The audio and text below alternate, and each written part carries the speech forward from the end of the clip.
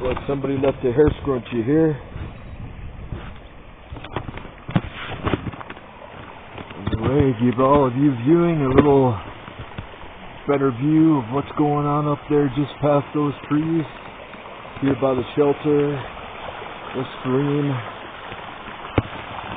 flowing downhill towards Manitou Springs.